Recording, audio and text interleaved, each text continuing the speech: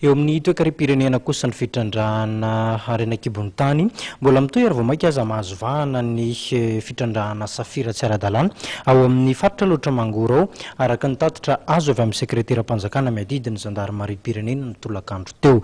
Efa misy moa ny andraikitra ray sy ny tompona andraikitra tandrify azy na ary zareo avy eo anivon'ny zandarmarie-pirenena na ihany koa ny fikambanana miaro ny fitrandrahana tsy ara-dalàna. Mahatratra 9,000 ireo izay eo amin'ny Alanbe mainty manao fitrandrahana tsy ara-dalàna raha ny atotanisana ampitain'ny tompona andraikitra iray avy eo anivon'ny ministeran'ny tontolo iainana raha nambaran'ny sekretera-panjakana miadidin'ny zandarmarie ny tolakandro teo. Maro ireo Sri Lankais no manorom-ponenana ao Ambadidrazaka tsy vitany tsy manara-dalàna izy ireo raha ny voalaza fa izy ireo mihitsy no manao ny lalàna. Olona ireo dia tsy manara-dalàna. Le mpitandraka vatsy mividy vato soa ireo zany fa efa zareo mihitsy ny manao ny lalàna ny antoerana. Jerenareo reto ireto ny lakilen'ny barrière tao amin'io tany Antsevabe io dia vakiny zareo fotsiny zao. Ny sabotsy lasa teo araky ny voalazan'ny sekretera-panjakana miadidin'ny zandarmarie dia nisy ny 440 izay voasambotra ary tanana ao Ambadidrazaka ireo izay nitondra ireo fiara ireo. Misy ny gaboraraka tamin'ny sabotsy teo zany dia mandalo dia ho any Adidy.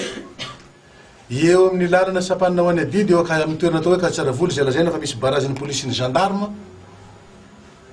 dia nisy marina teo mandrara hony ny fandehanana makany Adidy fa rehefa tonga tany amin'ny toerana atao hoe Antsevabe ao 520 km Malinambatondrazaka dia 440 no mpividy vato ny tratrako teo nefa misy olo zany le fisakany tsy gaboraraka ve ndinany zany.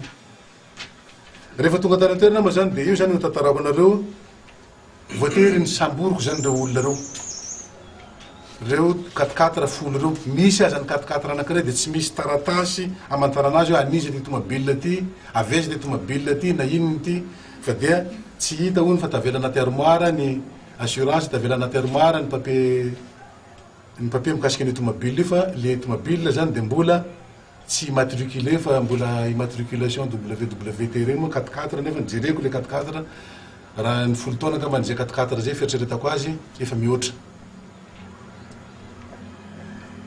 Manampisotraka an'izany zany resaka gaboraraka zany misy ihany koa ny fanelana lalana ataony araky ny taraina ataon'ny tompona andraikitra any ambany misy koa ny fanelana lalana ataony izay milaza fa manam-pefana.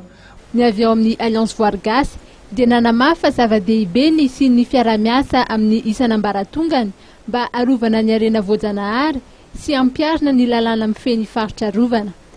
Misy ny laharana maitso azon'ireo izay manana fitarainana na vaovao samihafa mikasika izany dia ny laharana 2,700 na 512 izany raha ny fampatsiahivana izay noentin'ny mpandrindra ny Alliance Voire Gasy.